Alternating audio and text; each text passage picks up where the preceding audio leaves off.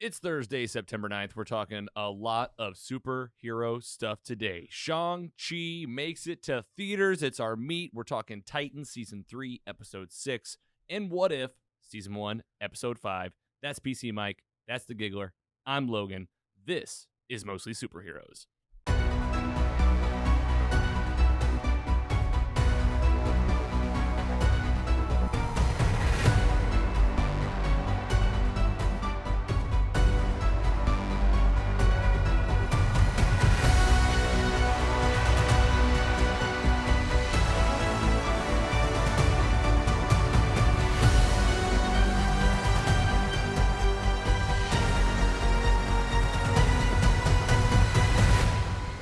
Hello and welcome to Mostly Superheroes, a weekly pursuit for the world's best stories with an emphasis on live-action superhero stuff. I'm your host, Logan, back here again in the studio, in the basement, St. Louis, Missouri. Give it up for the Giggler. Thank you. I'm going to just get it out of the way. Nice hat. Thank you. That's a nice hat. Thank your buddy Will.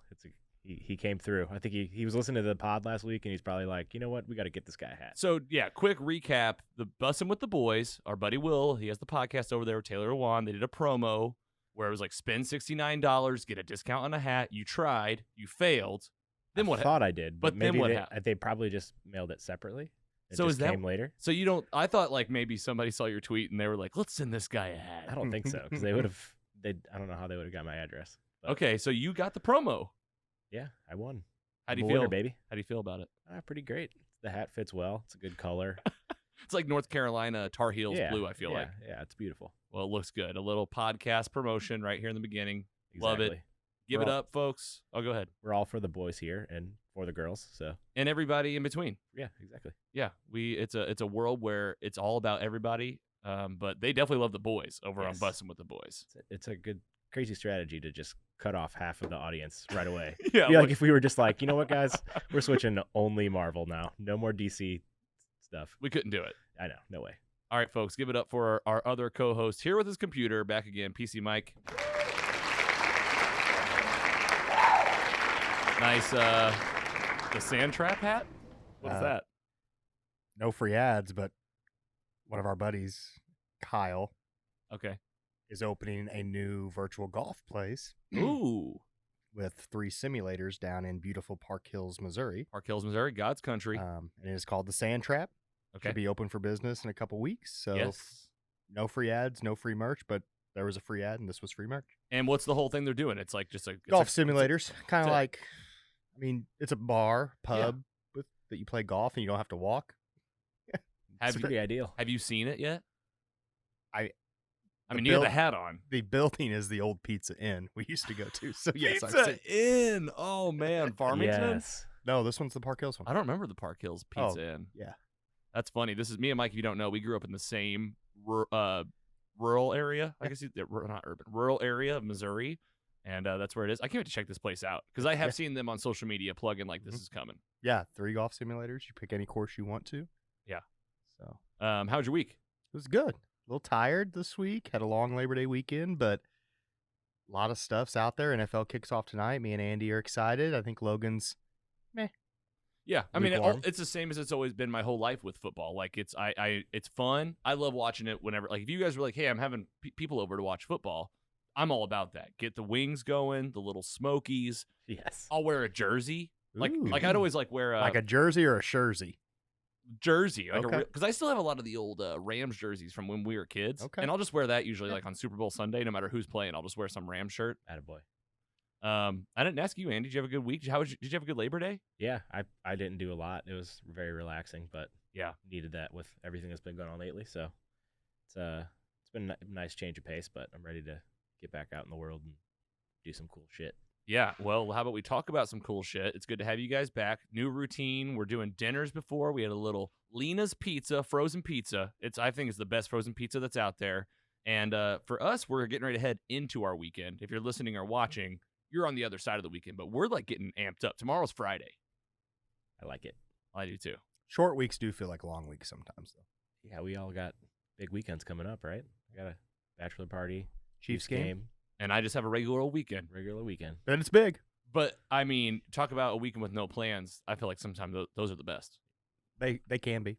They can be. I get a niche about Saturday like afternoon. I'm like, wouldn't mind doing something. Well, I've got an itch right now to talk about some superhero stuff and some fans. So let's do it. Fan mail. We always feature fans first on this show. We have since the beginning. Because without it, it's not really a podcast. It'd just be, we wouldn't need the microphones or anything. We just have a group chat. We just talk. What if we did the same exact thing, but no equipment, and we just sat here in the same chairs? And you made all the slides. And we're like, I mean, if you fed me before it every time, I'm in still. Yeah, no Pizza kidding. parties all day, every day. Well, we always plug our studio phone. That's how we try to get voices on the show. 754 log 754-225-5564. I'm sure you're thinking at this point, if you're a diehard fan, like, here we go, another week without a caller. give it up, boys. But we do. A friend of yours, I believe. Yes. Another. No, a random. I mean, just a random fan, but actually a friend. It is, Yes. right? Your boy Zach. Yes. He called. My best friend. This is your best friend? Thank God for him. I thought I was your best friend. Hot seat, everyone listening. Yikes. Well, I'm not Everyone knows. gonna mess around. This guy called. He left an awesome voicemail. What I love about this is like it was literally he didn't have one topic. He just had a plethora of things he wanted to get off his chest. So you've heard it. I've heard it. Have you heard it? No. Andy has. I haven't heard it. So this is it's like it's not too long. It's only about a minute, but we're gonna play it. We're gonna play it out. I can't. I just want to like, and then like I want to see how you guys react. The theme is Marvel villains. Are you ready, Yes. folks? This is the studio phone. Let's hear from Zach. Hey, Zach here, longtime listener, first time caller, friend of the Giggler. So just want to talk about villains in the MCU coming up. In my opinion, just looking at what movies are coming out in the next couple of years, Mephisto, Dormammu, Doctor Doom, Kang, Galactus, the big dog. The big. I'm really interested to see how Doctor Doom comes into play. Him and Doctor Strange become friends at some point in the comics. I don't know if that's going to happen. Dormammu, we've already seen. He hates Doctor Strange, so he might come back into play maybe. Mephisto, just an absolute menace in all things Marvel. Maybe Ghost Rider comes into play. Nick Cage coming back. I don't know. Just interested to see what you guys had to say about those. Since you guys are the experts, I don't have time to like watch all the Marvel shows, so I just listen to the podcast to stay caught up on the shows, and I only watch the movies. But love to hear what you guys have to say. Keep doing good work. Oh man, look at that! Give it up, folks. Gave me goosebumps. that was good. That's exactly. Just so you know, if you're listening right now, that's exactly what we're looking for. And I wouldn't call us experts. I'm not gonna deny anything, but I'm also not gonna, really take that claim. You're right. We're working on being experts. Like hopefully in 10 years you look back and you're like, hey, they actually know their stuff. Like he said, Doctor Doom and Doctor Strange become friends, and I was like, thank God I'm PC Mike. And I literally searched and they were friends. I liked every single thing he covered. So a couple things that I really liked. First of all, I never really thought about that Dormammu coming back, because if you remember Doctor Strange, I mean, spoiler alert for that movie, he beats Dormammu basically by doing like a time loop trick and just like frustrates him and says like, get out of here. And he basically said like, okay, I'll leave, but he's like this giant cosmic being, he's off somewhere just grumpy. And I mean, Multiverse of Madness coming up. He's got to be in it somehow. He makes it right. It's the Doctor Strange sequel. He's like, hey, I'm back again. Probably just like one part of the crazy story that'll be. Who's a villain of that? Like, we don't. Who do we know? The multiverse. Right. Wanda, Scarlet maybe? Witch, yeah. Could it be Wanda? I don't know. Could be. Speaking of villains, possibly. Dr. Doom. I mean, we know this Fantastic Four is getting rumored. I mean, I want to see this Dr. Doom done right at some point. I mean, even though you're right, what I mean by that is it's time to get them in the MCU, because I don't hate on the Fantastic Four films like a lot of people do. I don't either. I think the Doctor Doom's the best guy in there. He's the best one. What else? Well, he's in other stuff too. He's in Nip Tuck and Charmed. I think. Mm-hmm. I think he was in Charmed. I think. Me and Zach were talking the other day, and he said he watched the Silver Surfer cartoon all the time as a kid. And I was like, that's the saddest thing about that there wasn't a season 2. 1998 one season. That should have been a show that went for 20 seasons. Maybe was it'll so come good. back. I hope it does. Disney Plus, sky's the limit. But I see where he's going at with, like, obviously, I think we're all excited for Kang after the end of Loki. Of course. Galactus would be insane. Like, from the history of the Marvel universe. Do you read through all that yet? Only halfway through. Halfway through? Okay. I don't know how mean, anybody obviously- has time to do anything in any part of their life. I know. If you have a job and you even have one other person in your life, where does everybody have all time? I don't know. You just don't sleep, I guess. We had to watch What If just now because I couldn't find 20 minutes to watch it in 1 week. It's crazy. It has to be a priority, or you have to basically say, like, oh, you're watching this? Well, I'm going to watch this. Split. It makes you pick the good stuff, which is hopefully what we're helping with. Yeah. Speaking of villains, 40-hour work week. Worst villain right there. Yeah, right? What did I just say? I'm just pumped for I'm working for the weekend now. Yeah. Literally, your lover boy. That's who sings it. Everybody's working for the weekend. I sing that song all the time in my head now. Lover boy. How about Nick Cage? I love Nick Cage. That'd be wild, but I never saw the Ghost Rider movie, but it'd be. You never saw Ghost Rider 1 or 2? No. Streets of I didn't Vengeance know or there something was a like 2. Ghost Rider 2 or something like that. Did you watch Marvel's Agents of S.H.I.E.L.D.? Yes. That was a pretty cool That's what it's interpretation. all throwing me off too, because, like, I mean, I guess multiverse can make anything happen. he But they had a Ghost Rider in that. They did. But we also still don't know if that show is considered canon or not, because Clark Gregg came out recently and said it was. that's what I mean. Of course we've he also did. heard people say yeah, it's but not. it's funny that he even said anything at all. But he's like, but I see what he's saying. If you were a diehard person that watched that show, like I was, I thought of it as canon too. It Same. rode along the MCU. It impacts directly Avengers: Age of Ultron. For a few years, I only watched it because it was connected to the MCU, because I was like, Yeah. this isn't that great anymore. Yeah, It started off hot, but I mean, I don't want to get into spoilers for that show, but it was pretty cool around Endgame. They were in their final season, or maybe their second to final season, maybe the final season. I can't remember. And the whole attack from Thanos on Earth, like they mention it by name because they're on like some Kree ship in the orbit of the Earth, and they're like, the Thanos Titan, the Mad Titan Thanos just unleashed an attack. Like it was in an episode of and I was like, man, they're still trying. This is cool. yeah, for sure. All right, go ahead. Agents of S.H.I.E.L.D. Do you know how many episodes there are of that show? I'll guess 7 times 22 would be like, I don't know, 140 episodes.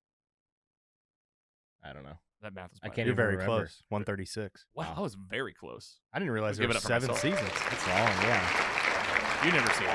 No, not a single 7. You watch it? Yeah. All of it? Everything except for the last season and a half, I think. The last season's great. I mean, it's just a lot of goodbyes, and I mean, I love that show, and I hope that maybe they can bring back some of those characters. Zach, thank you so much for calling the studio phone. I think Clark Gregg's favorite role for me is when he's in the New Adventures of Old Christine. What's that?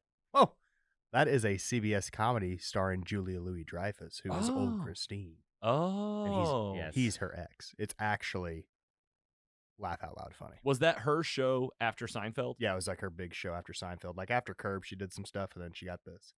Yeah, I Which- remember that. She might have won an Emmy or two. She was Well, good. she's fantastic, and now guess what? She's in the MCU. Boom. Boom.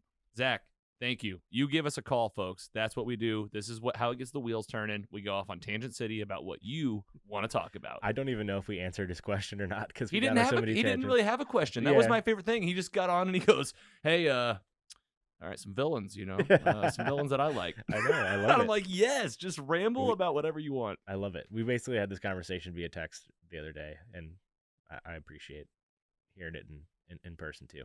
Hell yeah. 754 call log. That's 754-225-5564. Put it in your phone. Mostly superheroes. Call us, text us, leave us a message, and we'll get you featured.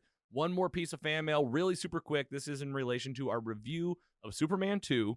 We had a comment on YouTube, which this might be a little small for you guys here in person. If you're watching on Facebook and YouTube, you should see this just fine. This comes from Integrity 101. It's kind of a long comment, but I thought it was good to feature. He says, guys, you reviewed the crappy theatrical version of Superman 2. You might remember, I told you, there was like some drama around the two Richards that directed this thing. Wow. Donner obviously did the first one, and then they brought in a different Richard Lewis, I think, that did this one. He says the Donner cut is literally the highest rated Superman film of all time on IMDb. Why bother with Superman 3 or 4? Go watch the real version of Superman 2, the Donner cut. Here's a few things that you'll noticeably see in the movie. He lists them out for us. This guy's awesome. Lots of silly comedy removed. No cellophane S. That still stands out to me. Lois is much smarter. Actual consequences for giving up his powers. No magical kiss. Remember the memory wiping kiss at the end? Oh, yeah. Original ending restored. Marlon Brando scenes restored.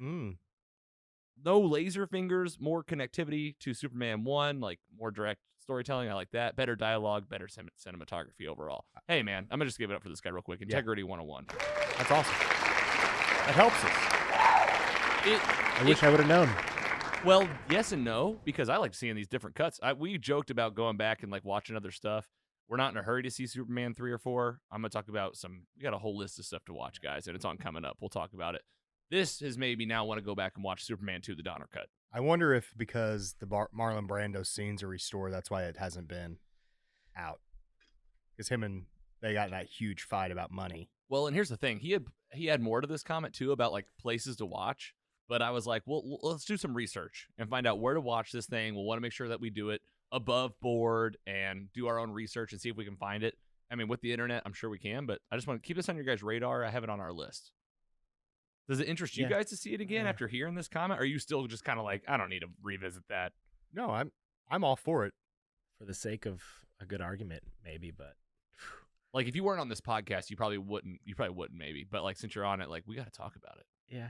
And it's eventually, we're not in a hurry. And I don't think it's our fault that we watched the theatrical version. It was literally the one on HBO. It was the one on HBO. It's the one in the Warner Brothers vault. We're just basic folks with subscriptions. Yeah. Like we just picked the one that we you know what I did? I got my Apple TV remote and I go, show me Superman 2. And I mean, this whole thing just proves that things don't really change. Like this is the Snyder Cut, but how many years ago? He did, yeah, he said the same things. Integrity 101. He had a addition. There was a lot more to this. I took out. I was like, these are the pieces I want to share. But you can go get this Superman 2 on YouTube. It's on our website. It's in our DC library, mostlysuperheroes.com/DCU. We'll keep you posted, and we'll always feature fans like this. And I am wearing the same shirt today than I did. Oh my God, 32. You are! I can see it's on the screen. And it's, you hold that up, and I'm doing this. I was just looking at it. I was like, this is so embarrassing. If you're watching right now, we're doing our pictures that are on the screen. I love it. All right, that's it for fan mail. We'll always feature you guys first. Give us a comment on YouTube. Get in the Mostly Superhero Squad. Give us a call, and we'll get you in here. Let's talk about what we're watching. What you watching? What you watching? This is where we tell you what we're watching each and every week. And man, this is a packed episode. You might notice we skipped the news. There was a lot of news this week. The big thing that I was going to just say, the Matrix 4 trailer is out there, and it's got me all jazzed up for the Matrix again. So now I want to watch those. Like John Wick 4, they keep calling it. I mean, well, they'll make John Wick 4, hopefully. Yeah. But I think they're just like his long hair and stuff, and he's like... I didn't. Have you guys seen the trailer? No, I just saw the posters and the stills. I didn't see the trailer. Okay, well, we'll keep that on the radar. That's coming. And we also decided... very unselfish of us, like, oh, such a martyr. We took away like our own what you watching so that we could focus on 3 superhero titles today. So let's just get into it. Starting off, we just watched it, coming off fresh. It'll probably be the best review of the day because it's the freshest one. Everything else has been a week. Yeah. With Shang-Chi and Titans, but this one's very fresh. Andy watched Titans. You're going to have to help us out on that one. All right, I got my notes that I had I left at home, so my wife sent me a picture of the notes. So. Oh, man, that's a hero move right there. All right, well, we'll start you off with the fresh one. This is the MCU, the 28th title in the Marvel Cinematic Universe, the first one that's animated. It's called What If. The Watcher tells you stories about alternate realities, alternate universes. One thing changes, and it's a 20 to 25 to 30-minute story. This one is Episode 5, What If Zombies? Question mark? Apostrophe? 33 minutes when the Avengers are infected by a zombie plague. Surviving heroes search for a cure. I'm just going to say it, best one yet. 3.5. Yeah, around 3.5. For this, around to 3.5. It was by far the best one, in my opinion. Man, it's so tough to cut off the bat, but I did watch it just super fresh. I'm going to give this one a 3.5. You guys didn't need to do that. I was just getting it off my chest. Yeah, but once you said it, I was like, let's go. Round table. That's a solid thing. That's a solid score. Solid score, very fresh. And we said this earlier, right? We've talked about 1 through 4. I always recap them just a little bit. Peggy Carter, T'Challa, Star-Lord. What if the Avengers were murdered? The last one was, what if Doctor Strange was an idiot? This one is zombies, dude. MCU zombies introduced for the very first time. Spoiler alert for the episode right now. And we're going to break open the story. I mean, let's just get into it. Is that cool? Yeah, just dive in right head do it. first. All right. They drop you in to when the Hulk was getting transported to Earth during Endgame. Or actually Infinity War. Infinity War, yeah. So, like, if you're, spoiler alert for the MCU, every time we do this, he's getting sent back to Earth to warn everybody. If you remember the story of Infinity War, that's where he meets up with Doctor Strange. Iron Man's there. They all get together, and, like, the events of Infinity War and Endgame start off, right? Okay, in this one, he lands Bruce Banner, just like he did the first time, becomes Bruce Banner out of the Hulk, and he's like, Thanos is coming. Thanos is coming. He's in the Sanctum Sanctorum, and there is no... I'm gonna get this out of the way, too, real quick. I had a mistake during What If last week, and I called the hero that's in, like, everything we're watching now. He's in the later title, too, Shang-Chi. Wong. Benedict Wong, the actor, plays the character Wong in the MCU. Doctor Strange's, like, right-hand guy. They're, like, teammates. I called him Wu the whole time. His name's not Wu. I didn't even catch it. Well, that bad on you, too, then. Exactly. Yeah, I didn't. You didn't know. But No. bad on us. As MCU experts, I felt really bad. Woo! Want to get that Yes. out of the way. I apologize. Totally messed it up. There is a Agent Jimmy Woo Yes. in the MCU. I don't know. I got it mixed up. Wong, though. You think he's going to... I wasn't right. I was Wong. I'm sorry. Had that one in your back pocket, huh? Yeah, a few days ago, and I was like, don't forget to say that. No one's there, though. Doctor Strange isn't there. Wong isn't there. What happens? He peeks his head out the thing. He's like, Bruce Banner's like, who's here? Oh, guess who shows up? Thanos' right-hand people, just like they do in Infinity War. They give, like, the same speech. It was hilarious. He's like, you are in the presence of blah, blah, blah, blah, blah. Children of Thanos. The children of Thanos. He's like, whatever he says. And Bruce is like, come on, Hulk. And Hulk won't come out again. Nothing changes there. He's the best part of the episode, I think. Oh, he's Maybe not best, but well, they put him at the middle for one a of the reason. best. I felt like he was perfect for this role of just like, what's going on? Mhm. He is the perfect voice. What happens? The Avengers come through like a Doctor Strange, Mystic Arts, ring hole. And I don't know what you call those, but Portal. a portal, better than ring hole. And it's like, oh, here, the Avengers are here. Oh, what is it? They're all zombies. And Bruce is like, oh, yeah, you're kicking their butts. You're He's kicking their like, butts. And then he Sees it goes, through the smoke, and he's like, are you guys F. eating? That's oh, overkill. No. That's overkill. He's like, what are you guys doing? Basically, what's happened is the Watcher steps in, gives us a little help. Hank Pym from the events of Ant-Man and the Wasp, which happened right around this time as well. If you remember from the movie, spoiler alert, he goes into the quantum realm to find his wife, Jan. I think it's Janet, I think Pym. And in the movie, Ant-Man and the Wasp, it all works out. He, like, brings her home, family reconnected. In this one, she's the one that caught the zombie virus. It's some quantum realm virus. They bring it back, and it breaks out across the whole planet. And there's only, like, at least the United States. And, man, what you get here essentially is, like, a different Avengers team up, and they all start coming in out of nowhere. So you get Hope, the Wasp, Spider-Man. This guy sounded just like Tom Holland. It wasn't him. Can you tell me if Hope was Evangeline Lilly? I'll start looking that up. All right, yeah, look You up. keep going. I'll keep going. I think it was Evangeline Lilly. The guy that was playing Spider-Man was not Tom Holland, but it sounded a lot like him. That was Mark Ruffalo. And the Avengers that are, like, already dead right away are Doctor Strange, Iron Man. There's a few more in there. Cap. Well, I guess sorry. That'd be later. That's later. Then Oops. Wong dies. But basically they're all getting together and they're like, hey, we got to try to save the world. We're going to try to solve this thing. I was kind of lost on the mission. These episodes move so quickly that you're almost like, what are they doing again? But doesn't really matter. They team up with Bucky Barnes. That was Sebastian Stan. Who from the Dora Milaje did they have? Okoye. Good job. And I think that was her. Yeah. What's her name? Had to be. The Denai. Go for it. Something like that. What do you think it is? Denai. The girl from The Gurari? Walking Dead. The girl from The Walking Dead is how I remember her. Oh, But her voice sounded just like it. She's there. She's yeah, like, I think it is. she's like, T'Challa's gone missing, and I'm here to find him. You also get Hope. She's there. You also get Shannon Carter. So Evangeline Lilly, that was her. Yes. You also get Shannon Carter. Emily Van Camp. That was her. And again, like the Spider-Man. Oh, and That was not Tom Holland. It wasn't. It was Hunter Thames. Well, kudos to Thames. that guy because he sounds just like Yeah, him. it was weird. Yeah, it's one of those things where they sound so alike that you're like, why didn't they just get Tom Holland in this? Might have been a Sony thing. Sure. So they all team up. It's all like, okay, how can we solve this thing? We're just gonna try. There's a really fun sequence in the subway where Spider-Man like uses the his web shooters to sling them so they can get going out of this subway station. You meet characters all along the way of different people that are showing up, and they eventually make it to. So on the train, you get a lot of big characters. The biggest one you said before was Captain Steve Rogers, zombie, fighting off one-on-one against Winter Soldier, long hair, Wakanda arm, Bucky Barnes. Looked awesome and animated. Yep. Or art, as Andy would say. It is art. It's beautiful. It's animated too. You lose some people pretty quickly. Shannon Carter gets exploded from the inside out. Damn, that was wild. Hope in the process gets bitten as she like exploded Shannon, and she has to sacrifice herself in a really cool way.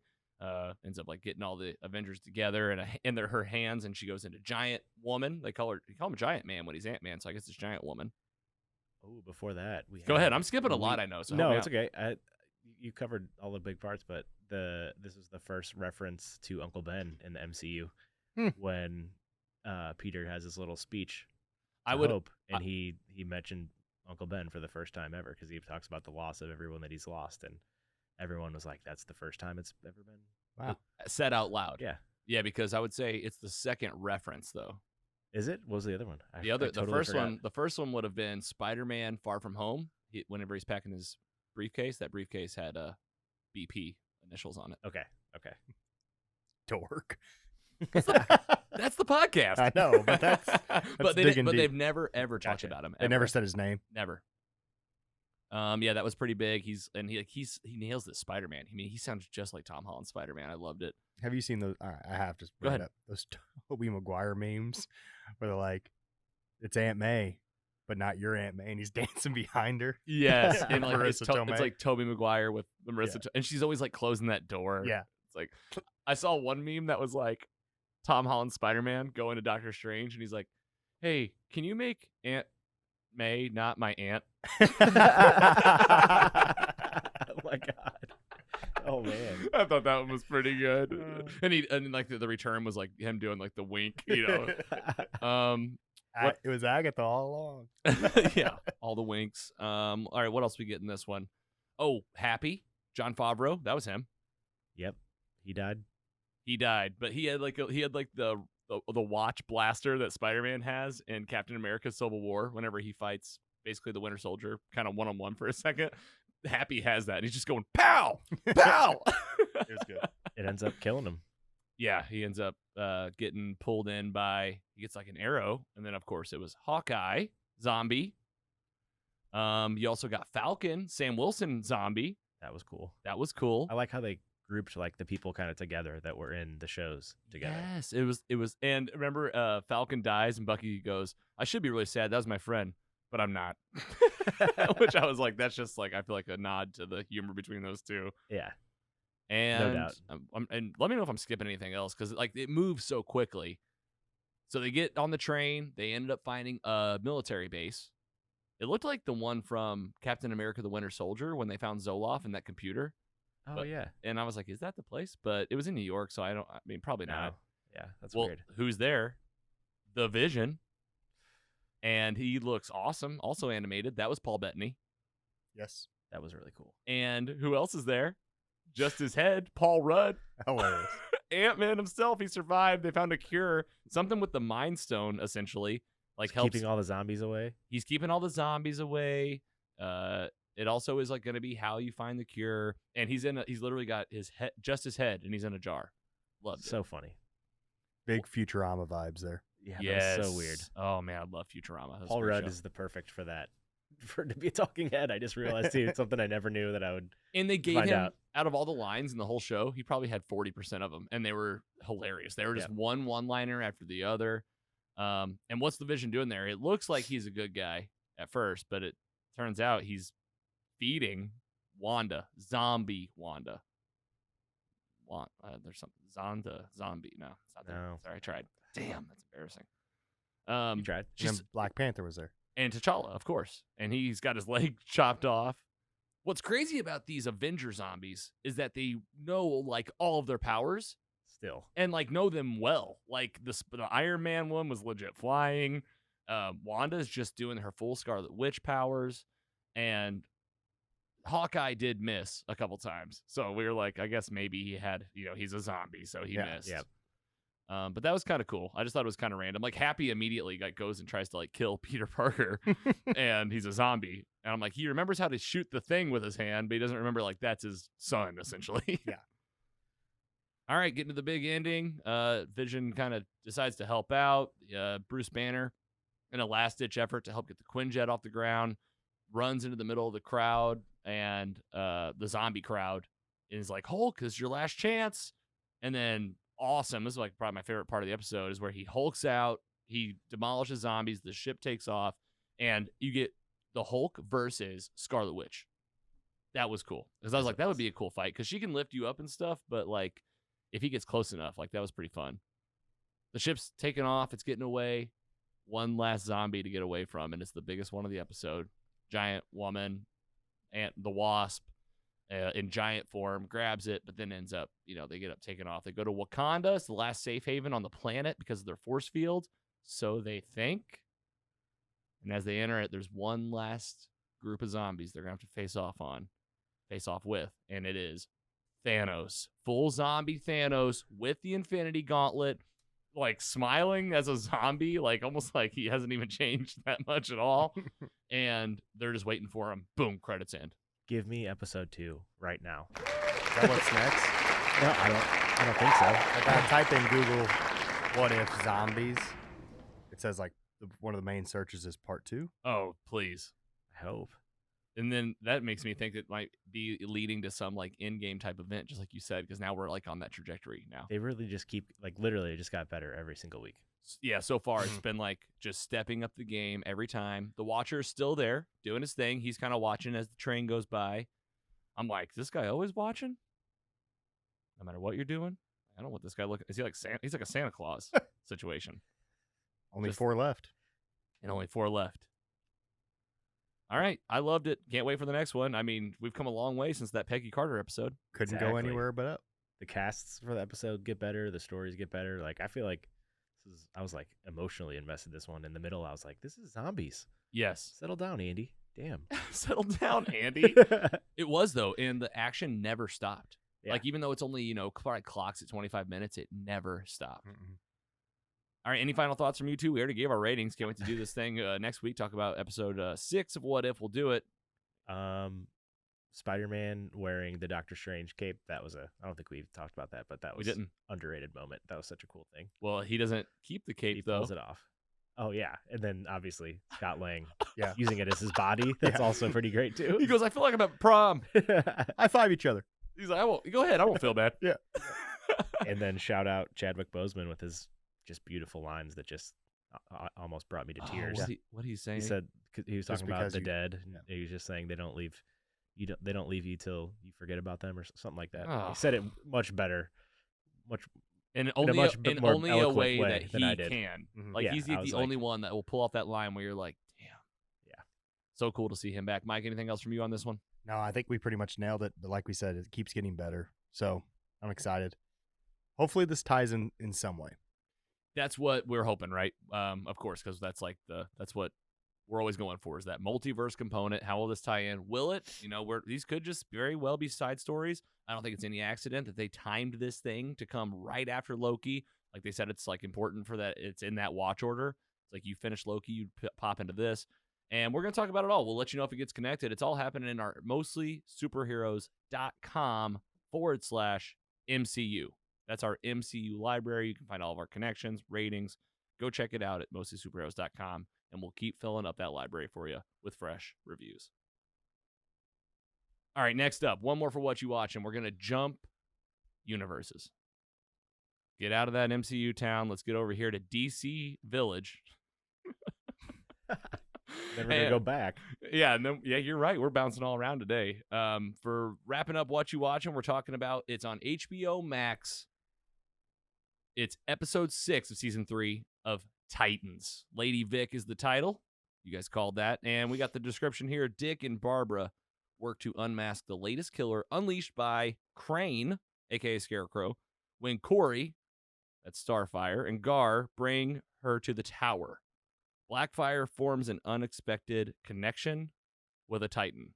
I feel like this description is like nothing that I'm remembering from the episode. As I'm reading it, I'm like, am I reading the right one? I mean, it's a description before to not give stuff away, maybe? Right. It's like, because they put those descriptions in, probably not to give you too many spoilers. And the Blackfire forms an unexpected connection with a Titan. That was literally the smallest thing in the whole episode. Hey, and another thing I'll say, I mean, I know we're on DC right now, but talking about episode descriptions, remember when that Doctor Strange one was very vague? Yeah, they changed it. They changed it. Yeah. Oh, yeah, I texted you guys. Yeah. It's just interesting to see that. They heard your concerns and they fixed it. Like, oh, shoot. Did you hear most of the superheroes this week? I guess the listeners didn't know. And I was like, you told us. Just keep going. Yeah, you texted us. We're worried about the description having too much information when the last episode literally spoiled the whole thing just with the title of the episode. Lazarus. All right, well, hey, good segue, Andy. So Lazarus ends with basically the recap story of the Red Hood. This one's dropping you in with more flashbacks, and it's all centered around, of course, titles Lady Vic, and let's just get into it. This one is, I'm going to give the preface to, this is one of those that I haven't seen it in a week. Today's Thursday. There's a new one out, and we'll talk about that next week, episode number 7. So before we won't even name the title yet. Let's wait till we get through this one. This is a story about, again, flashback city into Gotham City, looking at Dick Grayson and Barbara Gordon 6 years ago, before Barbara's had her accident, right? She's got her feet. She's on her feet. She's moving around. And she's basically a vigilante.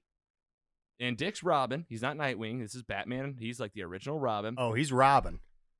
He's robbing a jewelry store. Yes. And yeah, this was the weirdest part, right? He's like, what are you doing? Why are you robbing this place? And she's like, I like to keep my dad on his toes. And then he's like, Commissioner Gordon. Yeah. And Dick's like, all right. All right. Let's do it. And so it's basically just like little date nights for them going to rob jewelry shops. Yeah. Hang out at bars while he's wearing his backwards hat to make him look younger. Yeah, he's wearing a backwards hat. They're just hanging out. He's like, that was a fun night of, taking jewelry. It's all over the news. They're like, 25 jewelry museums have been robbed. And they're like, they have all the jewelry on their bed. And I was like, what are you doing? There's so much crime in Gotham City? Yeah, from you two. Yeah, let's add to it. I bet like Catwoman was probably like, hey, stop. Let's make my dad's force even thinner. Yeah, let's waste resources. Yeah. But either way, this leads very quickly to a romance between Dick. I mean, this guy, everybody wants him. I mean, he's had like kind of relationships with so many people in this. We were talking about this during Patreon today, but either way, this is like a little spark. We get that proof that they hit it off. What were you going to say? He just doesn't finish the deal. What do you mean? Like Batman, he can't keep anyone close enough to him. Yes. Yeah. It wasn't ever going to happen. Well, and also we know that like things went real sideways at a certain point with Barbara. I mean, ended up in this wheelchair. And during one of their jewelry heists, a new character to us drops in, and this is Lady Vic.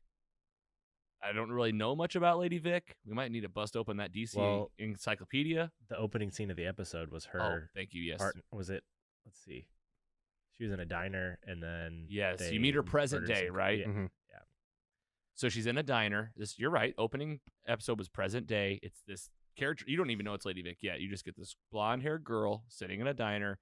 2 cops, a man and a woman, that are they're a couple. They're in love, and they're like planning how they're gonna like be together forever. And what happens? She just goes out there and murders each of them in the parking lot of this like Denny's. Yeah. Denny's. I mean, some diner. I know. It wasn't franchise, I'm sure. No. HBO. It was just diner. Diner. Kills these people in cold blood. I mean, very quick. Did we ever find out why? That's a great question. Do we, Andy? No, Andy? Not really. I don't think so. Because that's when it jumps to the flashbacks. Yeah. And it's like, okay, why did these two people just get? Was it just to show how like good of an assassin she is? But why? Yeah, but that was personal. Like, maybe it was like Crane. why those cops weren't even looking for her. She just literally went to their car and like knocked on the thing. And maybe it's something to do with Crane telling her to do it or something. Like we're gonna find out more. Yeah. Well, what we find out about her in the flashback is one of the heists, again, the jewelry heist from Barbara and Dick. she shows up with another guy, her partner, and, I say accidentally, this guy ends up dying at the hand of Dick. It's not on purpose. It's not like an intentional kill, but he does die, and they just run, and they leave her. I mean, this is where I'll definitely need your help. And you watched this one today, but I know that the whole thing is, they start bouncing a little bit more between flashback and present day. So, like, present day, you catch up with Crane. And he had Lady Vic steal a medical device that would distribute his drug. That's what it is. He's still got this plan for the gas, right? He wants to get his gas out to everybody. Lady Vic's helping him find the equipment to do it. So they're working hand in hand. And you know how we find this out. Thanks, Mike. You helped me out. We find this out because Jason Todd, a.k.a. Red Hood now, he's basically like fed up with taking orders from Crane. And he's like, listen, either you tell me the plan or, like, you're going to be done. And he goes, let me show you something. Crane's like, let me show you something. And he goes to the surgery room where these doctors are about to, like, operate on this person. Yeah. And she just busts in with a sword. And just... That was pretty good sound effects.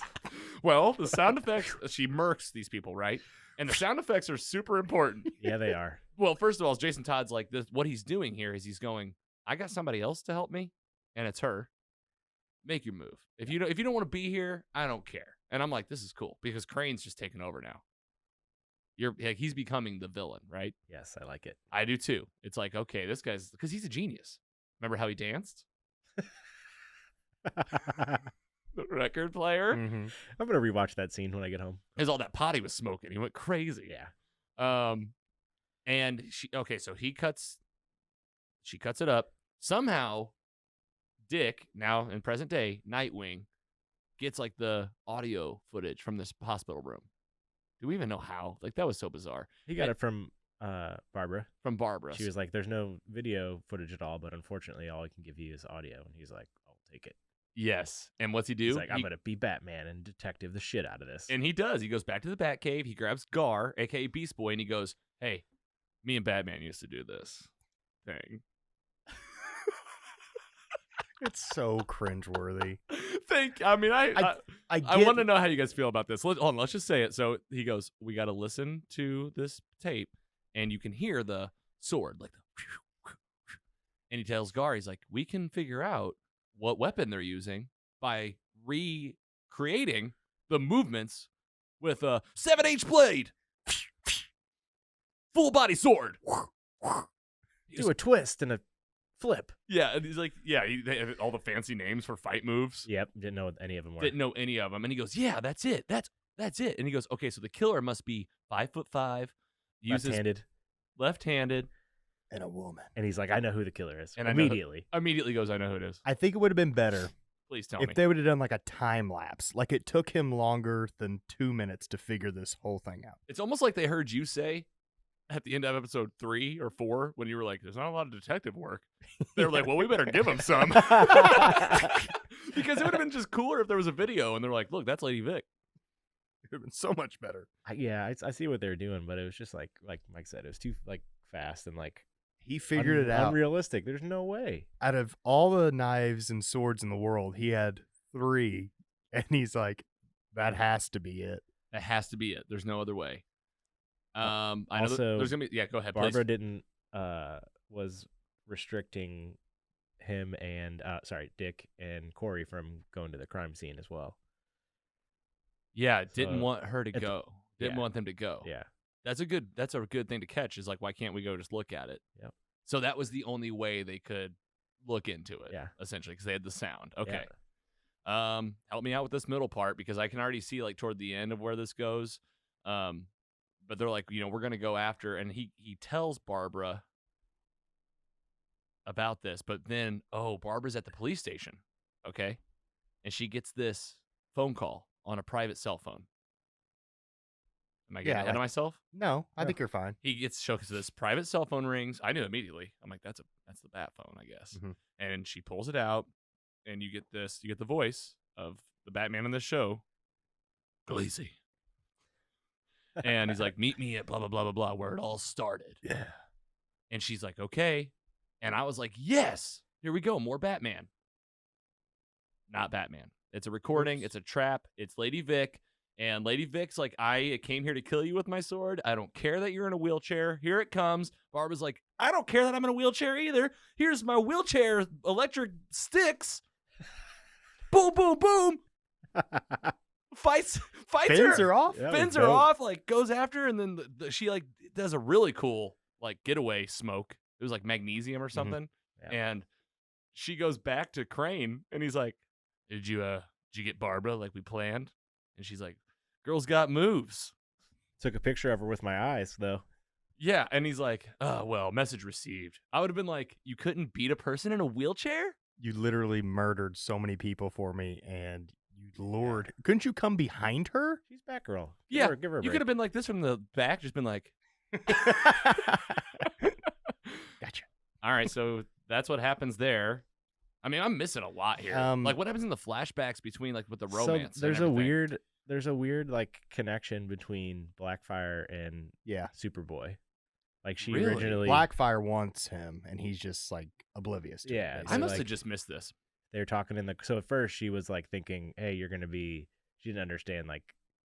She thought that she was gonna like have like a servant or something. She's like, oh, you're my servant. You'll do. You know why I'm getting confused? You guys were saying Blackfire. I'm thinking Starfire. Yeah. Yeah, Blackfire's like, this guy's going to help me out. She thinks like he's a servant. He's my manservant. I'm royalty. Yeah. Blackfire is like, we are a team here. You're not going to mess with no one's waiting on you. No one's cleaning your bed. Yeah. Okay. Then they have the conversation in the car where.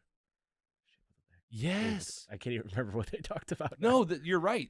So the three of them go to, where do they go? Starfire, Blackfire, and Superboy. They save that woman that has the bomb in her chest. Yeah. Yes. They kind of redeems himself for Hank. Yep. Yes, exactly. He's like, no one's dying today. And then when they come back, Blackfire has left the car. Yeah. And I think the two biggest parts kind of wrap this up because kind of going off on tangents. No, but we're hitting the stuff that happened. The big part of Jason saying, screw you, Crane, I'm getting the drug out. Here we go. Yep. And then there's a lot of violence. And then they see Tim Drake's father, Jack, get shot. He gets at the diner or the because what did Jason Todd do? He goes, here comes an F-bomb for you people with kids. It's coming. Here it comes. He goes, fuck Scarecrow.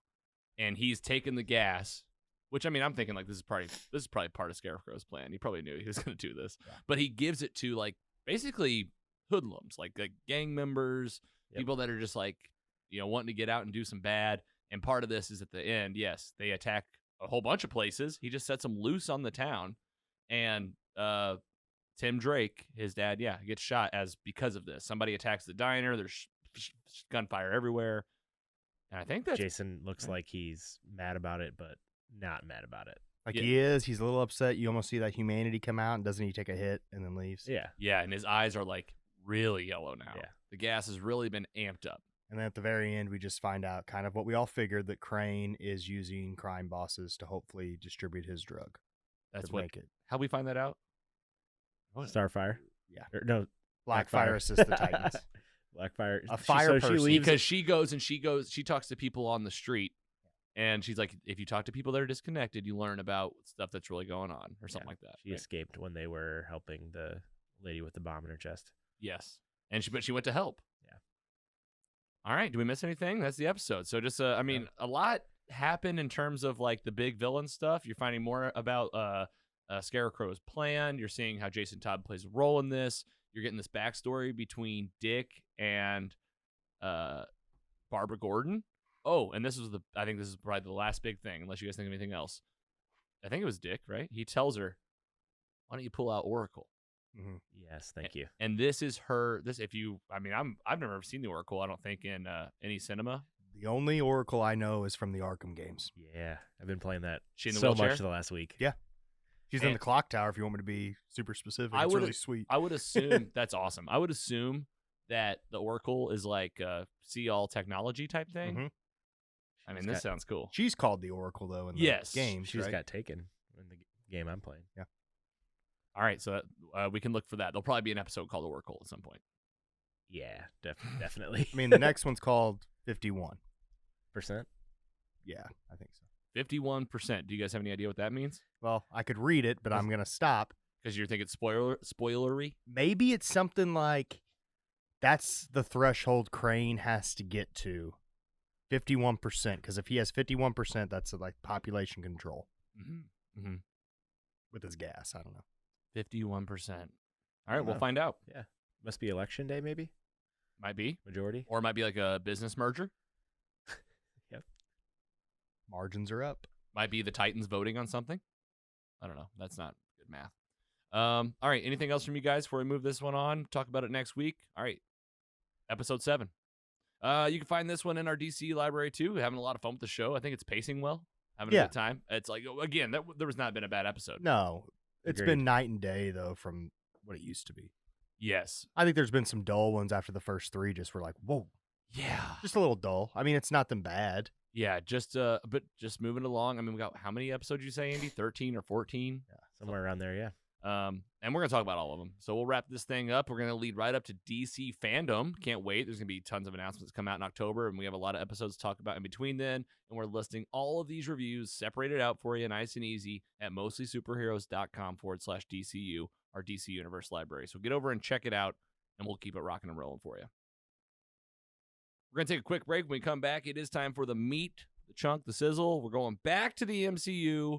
Movie Town, big premiere. We're talking Shang-Chi, The Legend of the Ten Rings. Stick around. We'll be right back.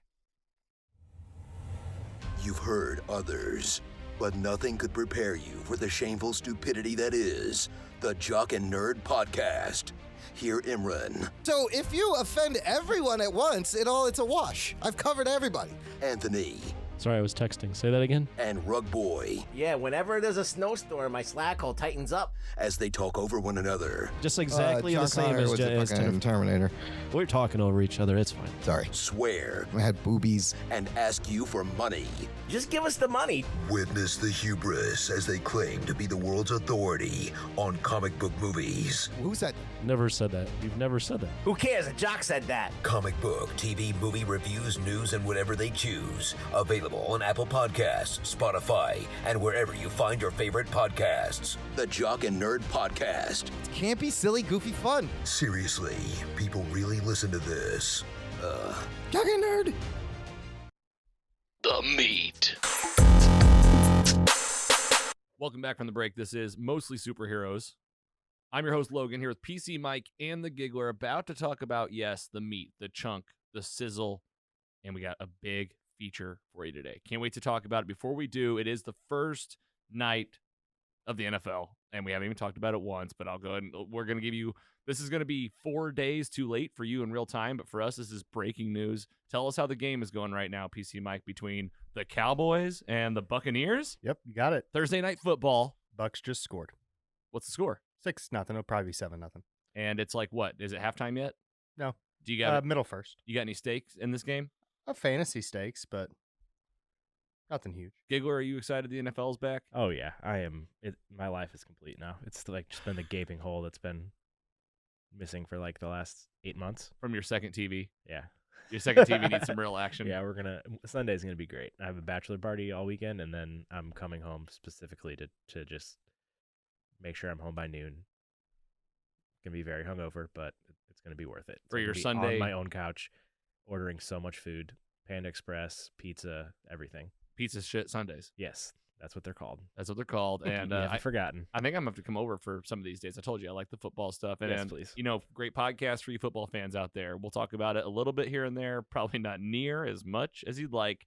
Bussin' with the Boys is a great podcast. They're not just football. They have on all sorts of celebrities, but they do have on players, coaches from college, from NFL, like all across the board. Got to plug Bussin' with the Boys. And, of course, Andy does with his new favorite hat. Yes. Thank you. All right, let's talk about our specialty, movies. It is the time for the meat, the chunk, the sizzle, and we are back in the MCU, the Marvel Cinematic Universe. Andy and I saw a movie last week. You might have heard of it. We've been pumping it up for several months now. It was on the schedule, slated. It did not get delayed. We're so glad. And it is Marvel's Shang-Chi and the Legend of the Ten Rings. Let's give it up.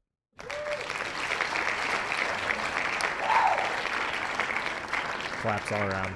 Claps all around. What an epic, epic film. The 29th title in the MCU. PC Mike, you just want to get it out of the way. We're telling you about this thing today. Yeah, I didn't see it again. You didn't see it. You gave us the preface. You said it hasn't moved the needle for you yet. You're going to listen to our review today, spoiler-filled, and it might make it on your list one day. But either way, I'm glad that you were honest and you didn't go see a movie that you weren't ready to see.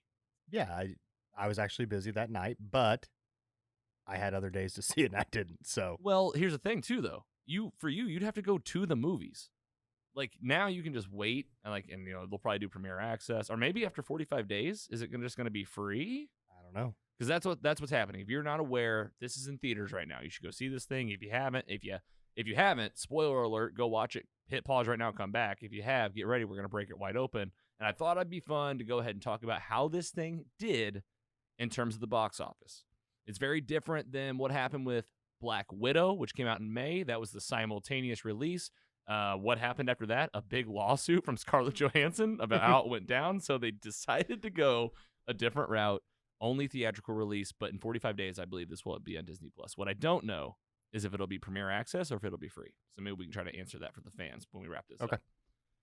All right, from Insider. This is going to just be starting off with just how the numbers are going in terms of box office dollars. The article reads here from Lauren Edmonds. Marvel's Shang-Chi, smashed box office records with a $90 million haul over Labor Day weekend. Those are domestic numbers. So we're saying that looks like the movie will finish the 4-day weekend having earned over $90 million in the U.S. That's breaking the Labor Day box office.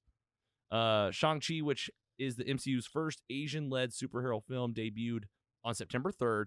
According to Variety, Labor Day weekend, typically slow, but Shang-Chi amassed $75.5 million from 4,300 theaters in just 3 days. Pretty epic numbers. Yeah, just amazing. Disney projects the film will add $14.5 million more on Monday. And if you're curious what that previous record was for Labor Day weekend, that was Halloween in 2007, and it made about $30.6 million. That's crazy. It blew it out of the water. I'm shocked that Rob Zombie's Halloween had a record at all. What in the world? Yeah, of all the movies that did so well, but like they said, typically a slow weekend, so you're already seeing a massive shift in the trend of movie watching on Labor Day weekend. Typically the end of summer, people are kind of over it by then. And this is like a post-pandemic world. People, no one cared. Everybody's like, we're going to see it. I mean, we went and saw it first night. Who releases a Halloween movie in September? Just a little early. Just wait a little bit. Just a little get bit to Spooktober. Longer. It's like days away. It's like the pumpkin spice latte. It came out in August this year. That's true. If you're wondering what it did globally, Variety reported that the film made $146.2 million. And then a little bit about Black Widow here, actually. They did the simultaneous release in theaters, and on Disney, Shang-Chi has a staggered rollout. The film will play in theaters for its first 45 days before debuting on Disney+. This still doesn't say if it'll be free. And this is a quote from Hollywood Reporter, actually an interview with Kevin Feige. The proof is in the movie. Quote, and we swing for the fences as we always do with the amount of creative energy we put in the budget. There's no expense spared to bring the origin story to the screen. Let's talk about the story. Mike's going to help us out here. I'm really excited to bust this thing wide open as a brand new MCU film. Andy, just give me your gut reaction. What was your experience watching this in IMAX on Thursday night? Well, remember when I said last week that I just have a weird feeling about how great this is going to be? Yes, you did. And as soon as I said that, I was like, this is going to disappoint now, isn't it? But it did not at all. Yeah, we're going to use that applause button a lot. It could be. I've debated a lot. It might be one of my top 5 favorite of MCU's overall, maybe. It's definitely top 5 solo movies. That's huge. It's close to top 5 overall. I can't tell. I honestly have to see it again, maybe a few more times to say that. Yeah. As I've seen all the other ones that many times, but I'm not there yet, but I'm telling you that I had so much fun with this movie. A brand new story, a brand new character. You have no idea what to expect. I went in with level expectations. Spoiler alert for the film. Just going to get into it. I'm with you too. Just my gut reaction. Loved it. Had a lot of fun. I just wanted to see how well this retained in our brains. And we're just going to move to it real quick with a little help with some names. So here we go. This movie, I love how it opens up. It's basically drops you into a story about a man that is found. he found. They don't tell a lot about these things, but he finds these 10 rings 1,000 years ago. And he is basically one of the biggest villains the world has ever seen. This will inevitably become the Mandarin, which you've heard of in Iron Man 3, this big terrorist entity that you're going to come to find out, that was the fake one. This guy was also other ones too. I believe he was like, maybe, did they say he was Genghis Khan? Or like maybe somewhere in the same realm of basically world domination is what this guy's all about. And these rings that go on his arms. Behind the scenes, like crime lord, basically. Well, yes, as he gets more and more power and he lives more in the spotlight over 1,000 years. But like previously, where they drop you into this movie, it's I have these 10 rings. They give me the power of the gods. What does that even mean? Basically, you have energy coming out of your hands, and you can use it in all sorts of ways. You can use it as energy blast. He uses it as like kind of like almost like whiplash in Iron Man 2. Yeah. Moving the powers kind of like that. And he can like use it to make himself fly. He can shield himself. And he is a world dominator. And the narrator, there was a narrator in the beginning. Yeah, it was his wife. It was his wife? Yeah. She says like, if someone finds power like this, it can go one of two ways, either a good guy or a bad guy. And essentially, this guy's kind of a bad guy. And what's he decide he's on this journey of world domination? He decides, I found out about this place on Earth that no one has been able to like get to yet. It's the last place on Earth that could be seized and overrun by me because I'm just hungry for power. That's all he wants. It's his main thing, this guy. And I don't think they even say his name in the beginning, but maybe we should go ahead and get it out of the way. What's this guy's actual name? And the character name? Wenwu. Wenwu. Yep. Played by anybody? Let's see here. Wenwu, played by, he was an amazing actor. I think this is like maybe his debut film. Tony Leung. Leung. Nice. Lang. And we're going to do the best with these names. We're just going to give it the good old college try. He goes to this magical place and he finds a woman there. Basically, this is where you meet the jungle that spits people out. Yes, the strangest forest ever. The strangest forest ever. The jungle's moving. The trees are moving. He tries to get there. He loses like the men that drove him there. They die, get thrown off a cliff, but he makes it through. And we get the most beautiful, slow motion, just crazy, like almost felt like a dance, but fight scene between him and this woman, the protector of this village that's just tucked in the middle of the way of the jungle. Right? Yeah. I was like, this is what this movie's going to be. I'm here for it. Oh my gosh. Just epic. The music, like you've never seen a fight scene like this in your entire life. Maybe if you've watched any film remotely like this you have. For me personally, this was a new experience. I was like, I've never seen the movement, the pattern, the color, and what happens, he falls in love. And that's when she says, and that's when you were born. These are the parents of Shang-Chi. Boom. I just got goosebumps. Sean, a.k.a. Sean.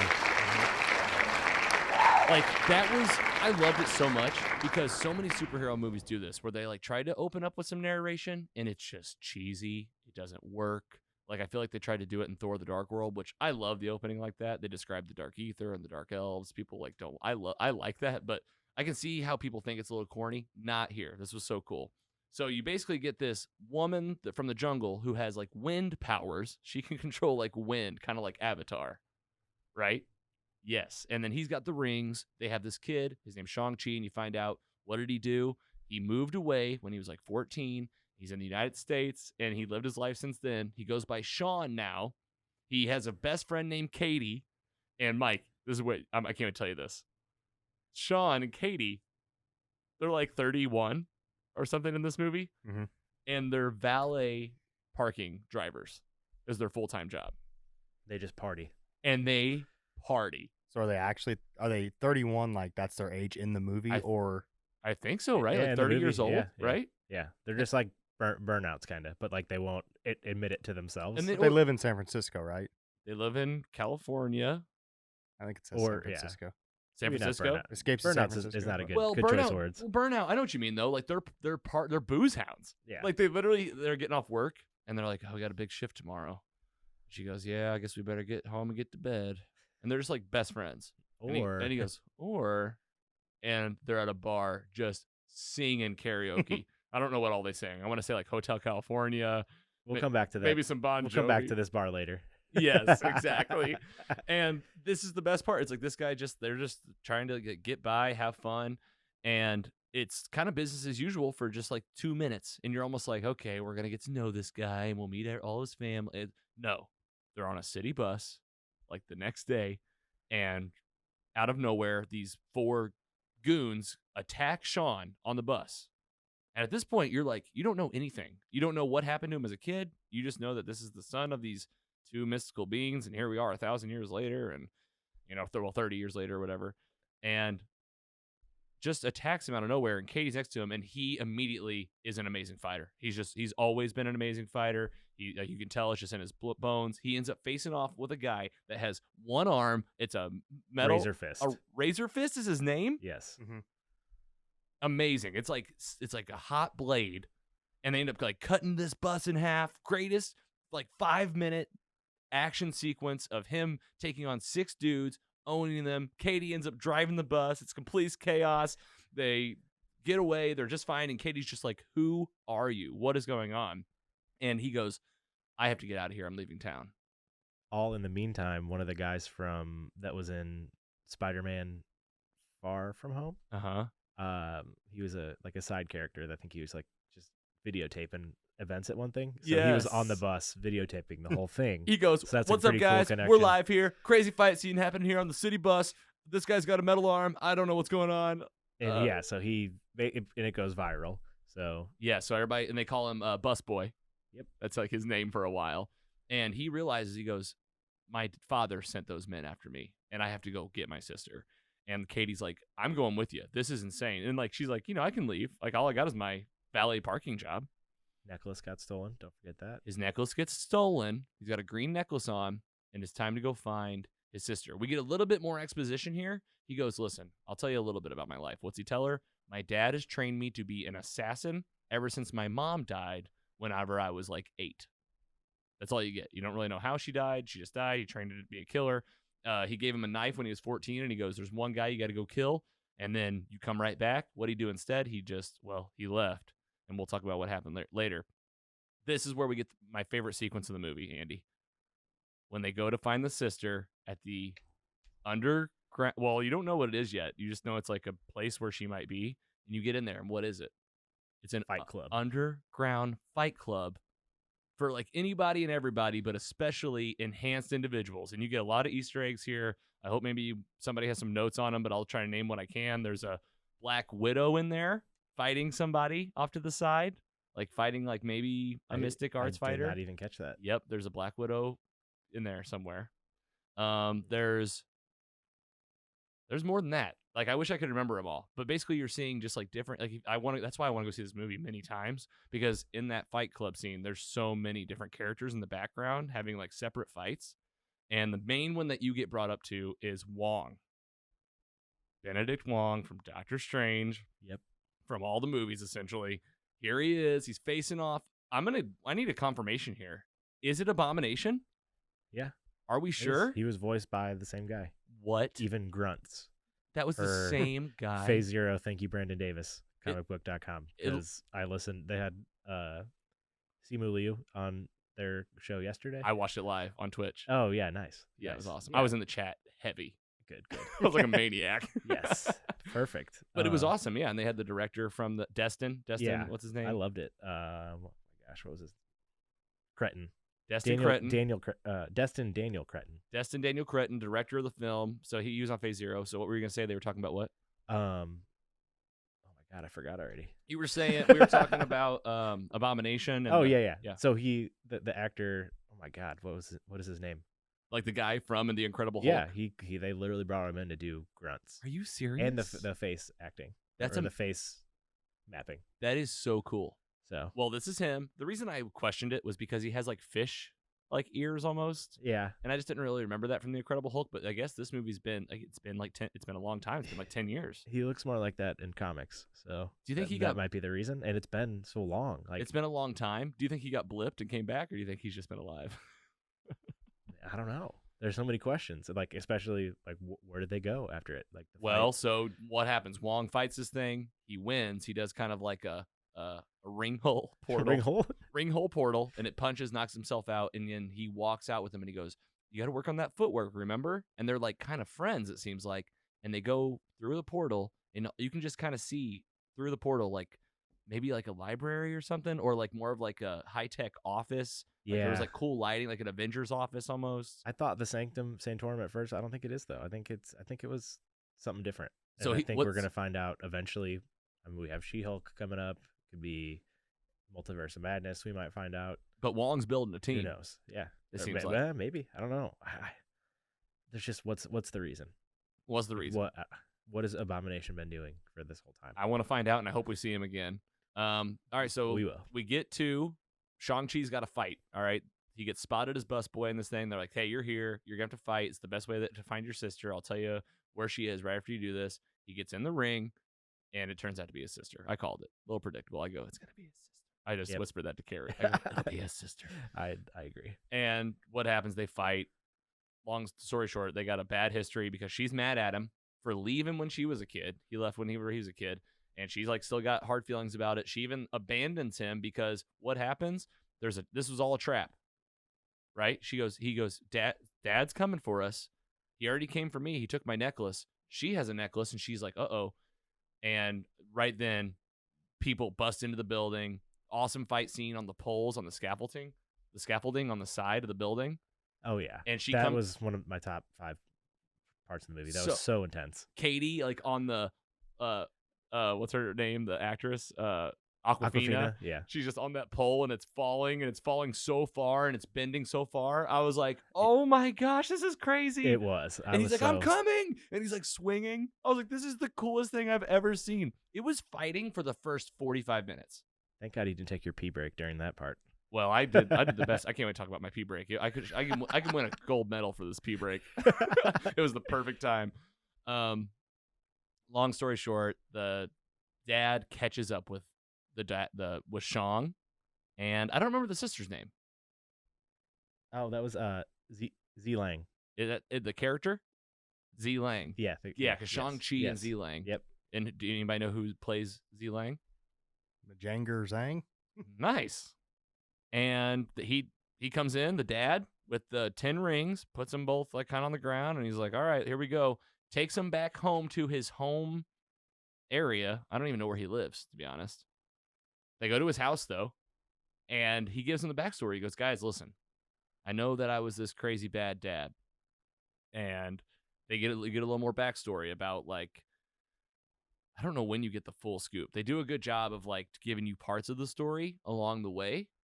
Yeah, there's a lot of flashbacks. A lot of flashbacks. Everywhere. Yes. But essentially what he says is, listen, your mom died, I know, but I've been hearing her voice, and she's back. And she's being held captive in this place where she's from.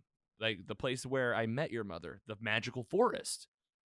And it's a village. And he goes, I got to go back there and save your mom. She's in a cage. And Shang's like, you're insane.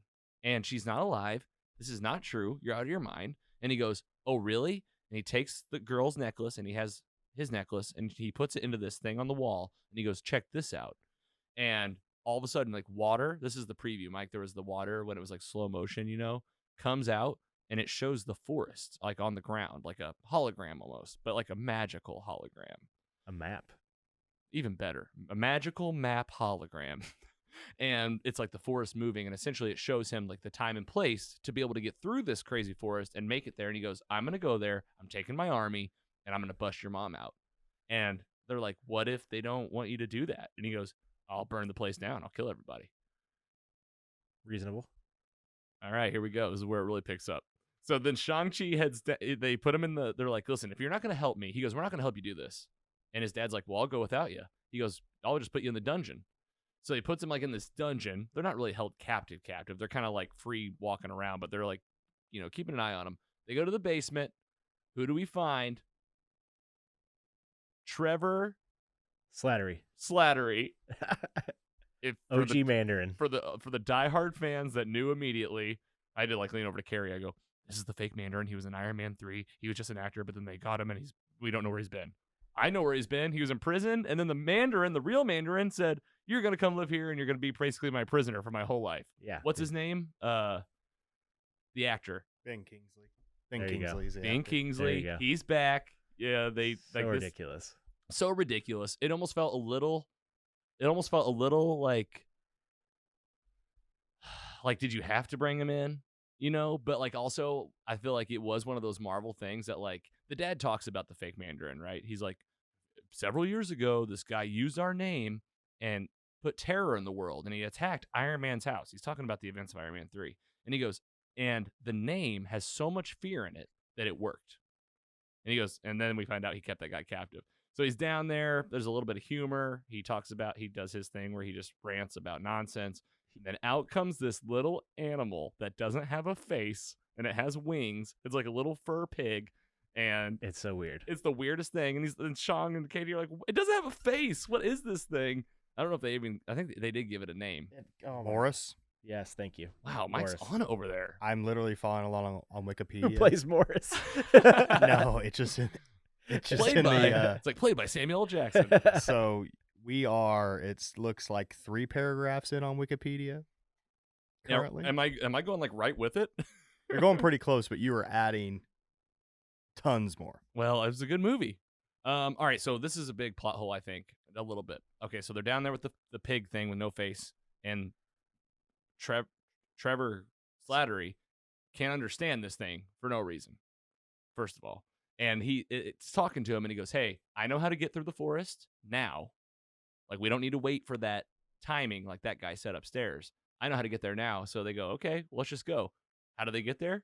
Katie just drives right through the forest. And he's like, go left. And he's like, go right, go straight. And it's like, it's crazy and it looks cool, but it's like, they gave you this little thing in the beginning of the movie, Mike, where she's like driving one of the valet cars really fast.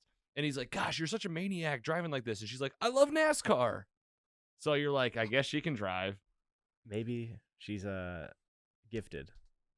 Well, maybe. Further events that we'll get to later. Yeah, we'll talk lead about you to believe that too, because yeah. she's just a basic valet driver and just straight up. We're gonna hold on, don't do it yet. We'll talk. I can't wait to say I'm it. not saying it. Yeah, because it is like ridiculous. All right, so they get there, we'll get through a big chunk of the story here. They get to the place where their mom grew up. They tell them the story about their dad. They're like, your dad's crazy. She's not here. There are demons and basically another realm where dark, evil type creatures live in this dark portal that lives in the village. And they're like, this is why we're here. We can't let anything come out of that thing. Someone could call maybe Dweller in Darkness. The Dweller in Darkness. And I don't know what they call like the other Minions. Yeah. Yeah. And then I don't know what they call like the portal. Big red door, big giant red circle like door. A scaly.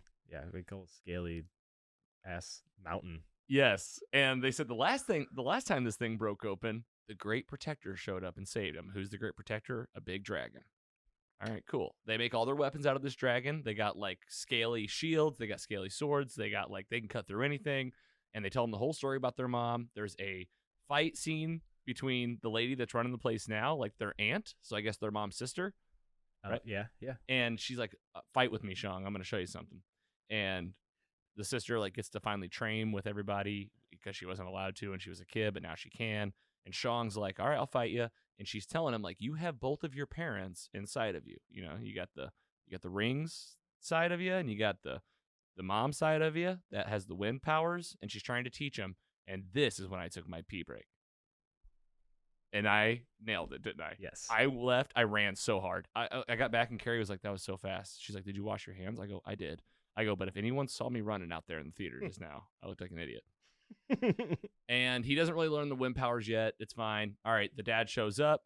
He goes, I'm here to find my dead wife that's not dead in that cage. Shang-Chi and his sister are like, well, and Katie are all going to stand with the village, fight against you, and there's a giant fight scene that breaks out.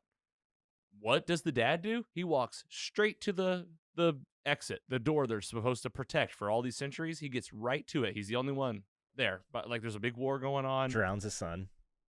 Has a big fight scene with his son, and his son's like, you don't need to do this, Dad. And he's like, I'm going to do it. I'm going to get your mom. And he's like, Mom's not in there. And he goes, if you're not going to help me, and he uses the rings, and he just shoots Shang-Chi probably 200, 300 yards and like drowns him in the water, supposedly. And this was the part of the movie where I leaned over to Carrie and I go, we're about to get a dragon. Yep. This guy opens the door. He does it. He uses the rings. He opens the door. And Mike, these things that come out of this thing are crazy, dark, big mouth creatures. They can fly. Soul suckers. They're soul suckers. They suck souls out of people. And guess what? You can't kill them. You chop off their heads, head grows back. You shoot them, their body grows back. The only thing that can kill them is dragon scale weapons, which thankfully they have a lot of. And Shang does meet the dragon in the water face to face. And right as these things are exiting out, it's getting pretty bad. The dragon, Shang rides this dragon, water dragon. And so cool. Just beautiful, like eating all the things. And then there's another big fight scene between Shang and his dad. And this is where we find out. Shang's dad shoots the rings towards Shang. Shang discovers, just like his mom could, really, she can like stop the rings and like make them come to him. And they turn from blue to gold. And he ends up getting all of them. And his dad has none of them. And it's like this big moment. And Sean's like rolling it up, almost like it was going to be like Dragon Ball Z. It was like, because he was like kind of doing this. I thought he was going to, it's going to be like, he's going to blast his dad. Drops the rings and goes, don't do this. And he decides, I'm not going to kill my dad. I'm going to talk to him. And that got me. Because that's what it all came down to, was like, what's Shang going to choose to do? You can show him all this stuff, but like he's got to choose his own future, right? Otherwise, this movie will suck. And the dad, at the last minute, because what happens, Andy? The door comes crashing down, and the big bad comes out. An anti-water dragon, essentially. A big bat-looking giant creature, a kaiju. Correct. Big-ass nasty. And it's a battle basically between that thing and the dragon. And before that, though, the dad gets taken up by the thing. And at the last minute, instead of like fighting back with the rings, he lets his rings fly off his arms. They go into Shang's arms. And this thing sucks his dad's soul out. And his dad dies. That was effed. That was messed up. But that was messed up. I mean, I was like, it's fine. It's your fault. So you deserve it. Good job, idiot. Yeah, I mean, just a dumb villain at the end of the day. Like, I mean, just like listen to everybody telling you that like that's not your wife, But still had to watch his dad get his life sucked out of him. And they remembered the good parts about his dad, and like there was bad parts for sure, like real bad parts. Because what do we find out? We find out that the mom got murdered by an old enemy of his dad. His dad like went shopping for groceries. He's very relaxed. The mom's got him kind of being a regular dad, a good guy. This is when Shang and his sister are young kids, and Shang witnesses his mom get murdered by all these like gang members. Oh man! And remember what his dad does after that? He takes Shang with him to the bar or like club. Kills everyone. Kills them violently. This was a violent kill for an MCU film, even. Like, I thought it went, like, pretty dark. Especially with the little boy watching. 8-year-old son just literally was sitting there watching. I was like, this is messed up. And this is, like, the turmoil inside of Shang of, like, I've seen all this good. And what's he learned? You pay blood with blood. But then he decided, like, I'm going to try to forgive my dad in the end. Yep. So the water dragon ends up having to, like, really do a lot of the heavy lifting here and fighting this kaiju with, like, pretty much water drowning. Like, he can control water powers, so he's, like, bringing water up. This is a lot like Avatar, actually. And it's, like, the water's almost drowning this thing, but then it gets a hold of the water dragon. And this is where I learned that dragons have souls. He starts trying to suck out the dragon's soul. And they go, if he sucks out the dragon's soul, that's it. They like, that's too much power. We can't do it. And Shang and his sister are, like, at the top of all this. They're on top of the dragon. He sees the soul coming out of the dragon, and he's like up there with the big kaiju, but his sister is falling like she's going to die. And he's like, I'm going to save my sister. She goes, go, you got to go stop him. You have the rings on your arms. And he goes, I'm not leaving you again. And he decides in that moment that he's going to stay with his sister, which was like the wrong call, really. But thankfully, an arrow comes and shoots the kaiju in the neck. Just a regular arrow with a little dragon scale on the top. Who shot it, Mike? I need you to tell me because I lost my spot. I'm just going to tell you, though. It's Katie. The NASCAR driver. The NASCAR driver who practiced shooting arrows for 30 minutes the day before, just like aims up high, hits it in the neck. And I go, it's over to Carrie. I go, it's a big F you to Hawkeye. In my fairness, the Wikipedia version says, and Katie battled the Dweller in Darkness, ultimately killing it. No mention of any arrow. Nothing. She shot a regular dragon. I mean, it's a regular arrow. She shot it a mile. Was that the killing blow right there? Well, was that no. So what it was it hit it in the neck. It released the grip on the dragon, stopped sucking its soul, right? It starts falling down, and the water dragon's like, now I'm really going to drown you. And he starts really drowning him with his water powers. And Shang does the craziest. This is where it got a little wild, like visual effects wise, but I still had fun. He gets all of his rings going, like in a circle, like it goes into the dragon's like mouth, I guess, into its belly, and just starts spinning as hard as it can inside the dragon and the kaiju, I'll call it a kaiju, inside of its belly, and it just explodes, kills the thing. They close up the door. Shang-Chi's a hero. Katie's a hero. The sister makes it, and all is well. They did it. Beautiful. Press the button. Press the button. The movie comes to a close with Katie and Shang kind of doing something they did early in the movie. They tell the story about what happened to their friends, and their friends are like, "We just saw you a week ago. There's no way that happened." And then, so funny. Basically, in the middle of this restaurant, a ring hole opens, and it's Wong, and he goes, "You got to come with me." He goes, "You too." It says, "Katie, you too." And he goes with them. They walk through, and they're like, and then that's it. It just closes, and then credits roll. 2 end credit scenes. I love this. The first one just picks right back up. It's like not even an end credit scene. It just goes, okay, what happened next? Okay, they're with Wong. They're at a table. They're looking at the rings, and he goes, I don't know what these are. These are the oldest things I've ever seen. They're not vibranium. And then you hear another voice, Bruce Banner. And then another voice, Captain Marvel, Captain Danvers. And they're going, she's like, I've never seen anything like this. It doesn't look like anything across the galaxy I've seen. Bruce goes, they're not vibranium. They're not anything in any of the books. They're not in, Wong's like, they're not in any of our books. So they might have to go to that other book place that we learned about in What If, maybe.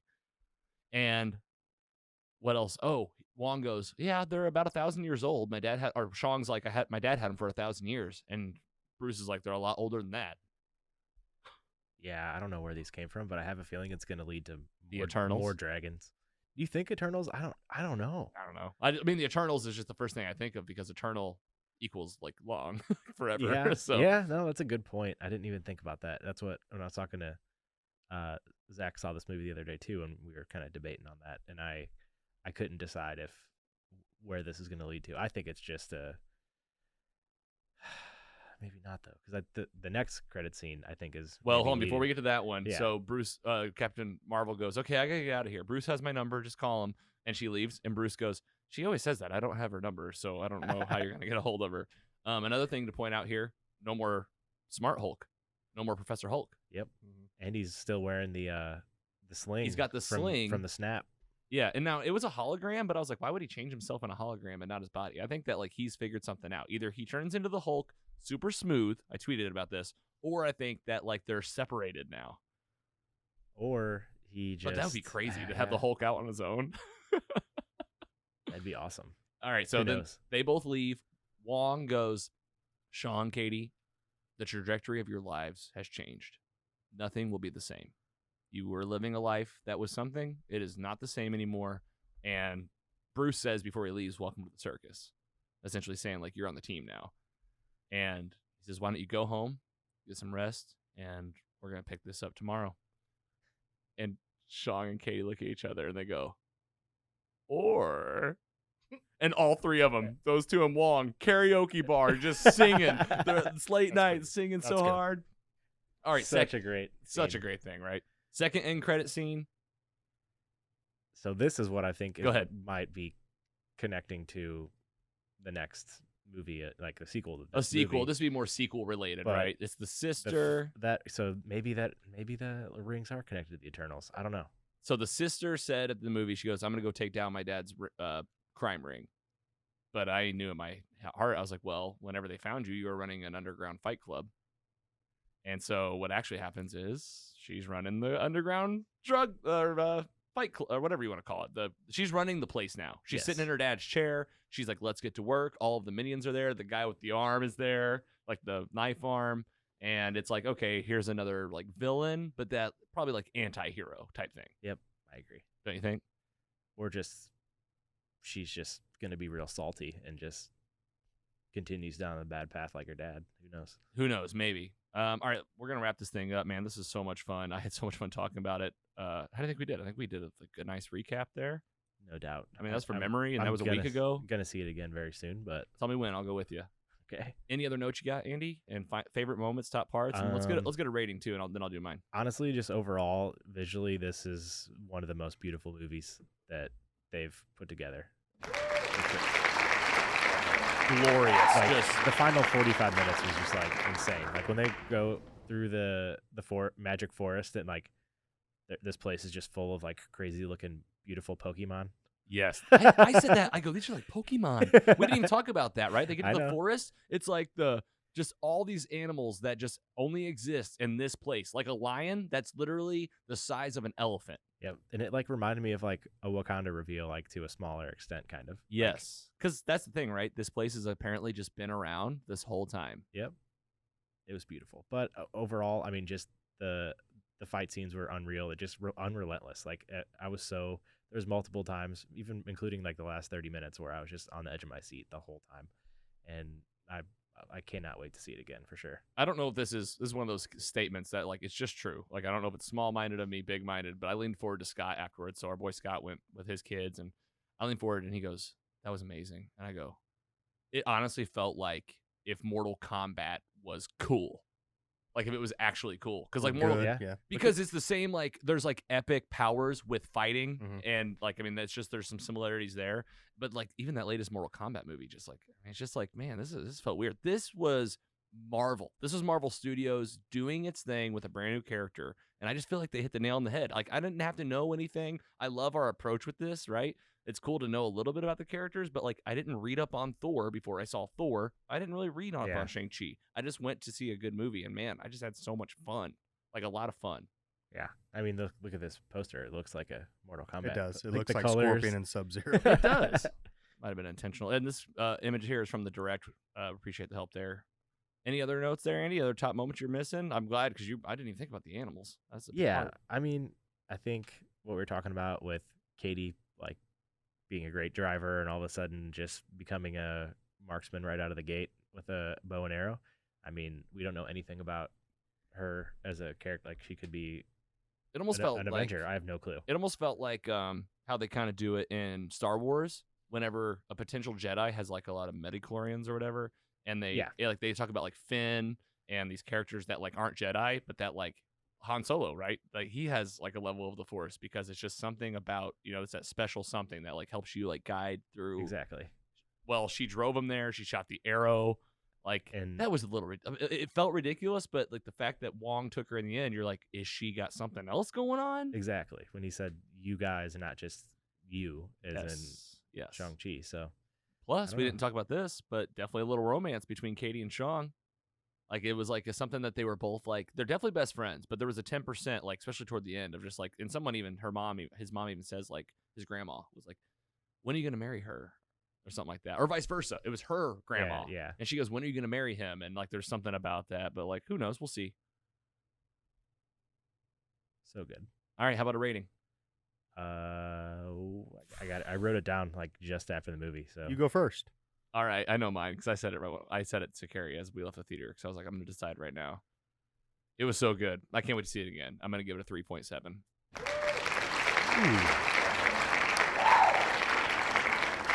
I went with a 3.6. Close. I'm going to say this, too.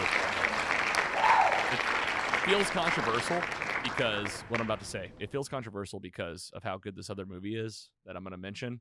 But, I mean, this was the best movie I've seen all year. That being said, I saw The Suicide Squad this year. Me and Carrie totally agreed. night and day different movies and totally different things, different setup, different ways of what they're connected to and what they're doing, and just totally different. And I feel like the rating for Suicide Squad was right around there, 3.6, 3.7, something like that. That's true. I have to go back and check, but they're like, they're right there. Yeah, we got 2 good movies this year so far. I bet we have double that by the end. I feel bad for Black Widow because it just wasn't the same. I was like, gosh, dang, But this just shows that, this could have been a movie that I easily walked out of, didn't really care that much about. It was fine, but no, I want to see it right away. All right, man. Shang-Chi, The Legend of the Ten Rings, a brand new MCU character is here, and you guessed it, it's going to be at mostlysuperheroes.com/MCU. 29th title, man. I can't wait to put this one in the library. And I can't wait to see where we see this character next. I don't think it'll be Shang-Chi 2. I think it's going to be a mix of either Multiverse of Madness, Spider-Man. I mean, who knows? Maybe the Eternals. I feel like there's a potential that you see this character in What If in a later season, knowing that, or later episode. Who knows? I hope we see a lot of them. I mean, that's why I don't even think we gave him as much credit as we should have, but Simu Liu, what the hell? Yeah. More so made the movie. Didn't even mention his name. He's the guy. Yeah, he was amazing. I can't say enough. He just did an amazing job. That's the reason why I think I kind of had so much hype for it, because I have been following him on Twitter and seeing him kind of do pre-interviews and stuff like that, and I was like, I just like this guy. I feel like he's just somebody that would be fun to hang out with. He has a lot of fun. He's just he has a great personality. That interview was hilarious. Yeah, exactly. He was hilarious on the interview. Normally, Phase Zero, if you don't subscribe, Phase Zero is the comicbook.com podcast, Marvel podcast. Yep, exactly. And I mean, it was great. He just seemed like one of us. And I can't wait to learn more about the ring. They didn't answer anything about the rings yet. There's going to be more backstory, more even deeper. Where will it all go? Can't wait to do it, man. MCU is here, rocking and rolling, and the next one we'll talk about will be the Eternals, and you can find that in our MCU library too. It's all at mostlysuperheroes.com. Let's talk about what's coming up.